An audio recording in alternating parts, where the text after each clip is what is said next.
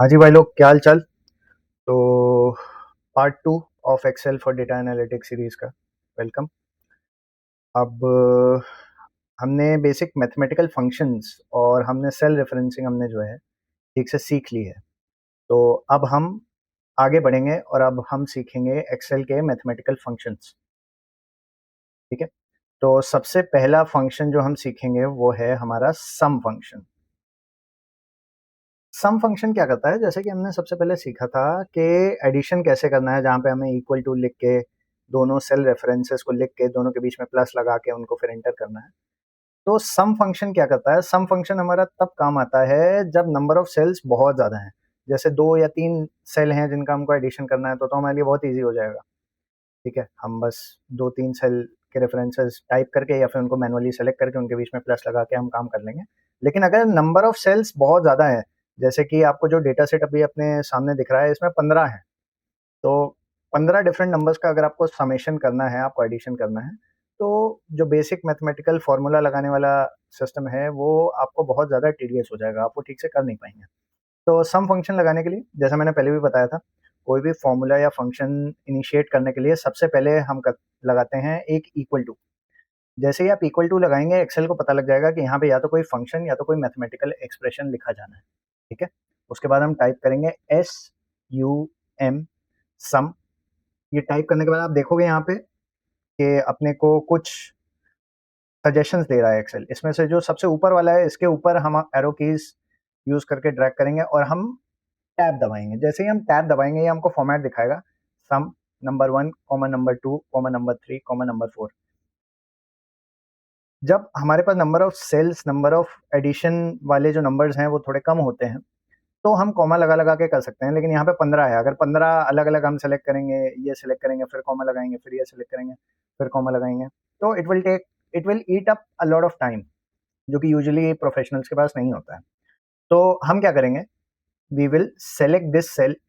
हम दोनों में से यहाँ से भी हम कर सकते हैं या फिर हम यहाँ से भी पकड़ के इसको ड्रैग कर सकते हैं। हम ड्रैग करेंगे, इधर वी कैन डू दिस, या तो हम जो स्टार्टिंग वाला हमारा सेल है उसको सेलेक्ट करेंगे और एक कोलन लगाएंगे और उसके बाद फिर हम एंडिंग वाले सेल को सेलेक्ट कर लेंगे।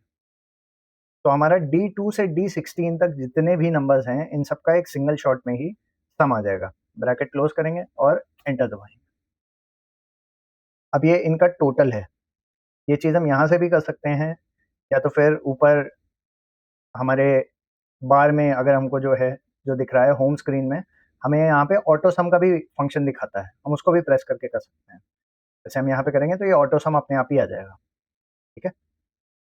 अगला फंक्शन जो हम सीखेंगे वो है हमारा मैक्स फंक्शन। अब मैक्स फंक्शन का क्या काम है, कि मैक्स फंक्शन अपने हमको हेल्प करता है ये डिटरमाइन करने में कि किसी भी लार्ज डेटा सेट में मैक्सिमम नंबर या मैक्सिमम अमाउंट का नंबर कौन सा है। ठीक है। ट्राई करते हैं। इक्वल टू से स्टार्ट करेंगे, टाइप करेंगे MAX, दबाएंगे टैब और उसके बाद हम हमारा डेटा सेट या फिर हमारा डेटा एरे सेलेक्ट करेंगे। हमने अपना डेटा एरे सेलेक्ट कर लिया, ब्रैकेट क्लोज किया, ब्रैकेट क्लोज करके एंटर प्रेस किया और ये आ गया हमारी मैक्स सेल। यानी इन एम्प्लॉयज के बीच में किसी भी एक इंडिविजुअल एम्प्लॉय द्वारा मैक्सिमम सेल करी हुई वो इतनी है, 1,82,000। ठीक है। सिमिलरली हमारा मिन फंक्शन है। मिन फंक्शन हमें मिनिमम सेल्स का अमाउंट बताएगा। मिन टाइप करेंगे, टैब प्रेस करेंगे, ब्रैकेट अपने आप ओपन हो जाएगा और ये फॉर्मेट भी हमको दिखाने लग जाएगा। अब सेलेक्ट करना है तो हम अपना पूरा एरे सेलेक्ट करेंगे, ब्रैकेट क्लोज करेंगे और एंटर प्रेस करेंगे। अब यानी कि 87,000 किसी भी एम्प्लॉय के द्वारा की हुई सेल्स में से सबसे कम अमाउंट है। ठीक है। एवरेज के लिए हमने लास्ट टाइम बताया था, काफ़ी टीडियस फॉर्मूला होता है कि हमें पहले ब्रैकेट्स के अंदर सारे नंबर्स का समेशन करना है, उसके बाद नंबर ऑफ जो नंबर्स हैं हमारे उनसे उसको डिवाइड करना है। तो this will get a little complicated. इसको करने के दो तरीके हैं। हमें यहाँ पे पता है कि 15 हैं हमारे पास एंट्रीज, नंबर की एंट्रीज, तो हम या तो इक्वल टू सम करके इनको कर सकते हैं, डिवाइडेड बाय आपका 15। लेकिन इतना भी हम क्यों ही करें, right, because this will also be slightly tedious as compare to अगर हमारे पास एक सिंगुलर फंक्शन हो। तो उसके लिए फंक्शन है हमारा एवरेज का। इक्वल टू करेंगे AVERAGE, एवरेज, तो टैप प्रेस करेंगे, हमें ये वैसे ही फॉर्मेट दिखा रहा है कि हमें पूरा नंबर का एरे सेलेक्ट करना है। ये हमने एरे सेलेक्ट कर लिया। अब ब्रैकेट को क्लोज करेंगे और एंटर प्रेस करेंगे, तो हम देख सकते हैं यहाँ पे अपने आप एवरेज सेल्स भी आ गई। यानी out of all of these employees, अगर किसी भी एक एवरेज एम्प्लॉय की अगर हमें सेल पिक करनी है तो वो हमारी इतनी है, 1,29,333। अगला फंक्शन हम समझेंगे। अगला मैथमेटिकल फंक्शन है हमारा रैंकिंग का। अच्छा, ये थोड़ा सा कॉम्प्लेक्स फंक्शन है। रैंकिंग हम सारे लोग समझते हैं कि क्या होती है, कि मैक्सिमम सेल्स किस एम्प्लॉय ने करी है उसकी 1 रैंकिंग होगी, मिनिमम सेल्स किस एम्प्लॉय ने करी है उसकी सेकंड, उसकी जो है लास्ट रैंकिंग होगी, इस केस में 15वीं रैंकिंग होगी, राइट, बिकॉज यहाँ पे 15 एम्प्लॉयज हैं। तो इसके सिंटैक्स के लिए मैं आपको बताऊं, हम सबसे पहले इक्वल टू लगाएंगे, RANK रैंक टाइप करेंगे, टैप प्रेस करेंगे। अब यहाँ पे हम देखते हैं कि ये हमको दिखा रहा है नंबर का syntax. Just a second, RANK rank. अब ये हमें यहाँ पे सिंटैक्स दिखा रहा है। सबसे पहले हमको नंबर सेलेक्ट करना है, नंबर यानी हमें जिस पर्टिकुलर एम्प्लॉय की रैंक यहाँ पे इस पर्टिकुलर सेल में चाहिए। हमें इस सेल में किसकी रैंक चाहिए, अमित की रैंक चाहिए। अमित की मंथली सेल्स कितनी है, इतनी, तो हम ये वाले नंबर को सेलेक्ट करेंगे।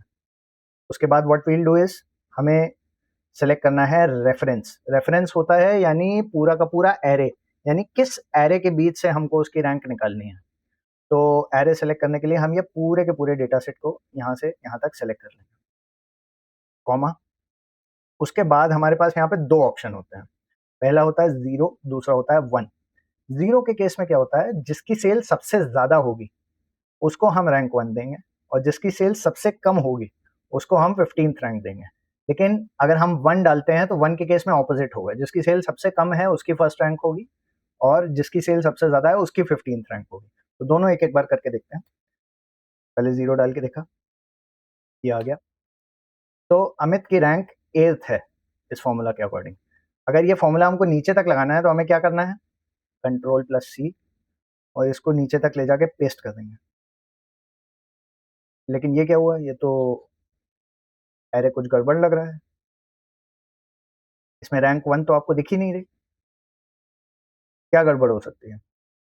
तो मैं आपको बताऊं, हमने यहाँ पे वही गड़बड़ करी है जो कि मैंने पिछले आपको वीडियो में भी समझाई थी, कि कई बार ऐसा होता है कि फॉर्मूला लगाने की जल्दी में हम ये भूल जाते हैं कि हमें सेल रेफरेंसेस फ्रीज करना है। ये जो पहला नंबर है जिसकी हमको रैंक ढूंढनी है, ये तो हर एक एंट्री के साथ में चेंज हो ही रहा है, लेकिन जो एरे है ये तो सेम ही रहेगा 15 एम्प्लॉयज का।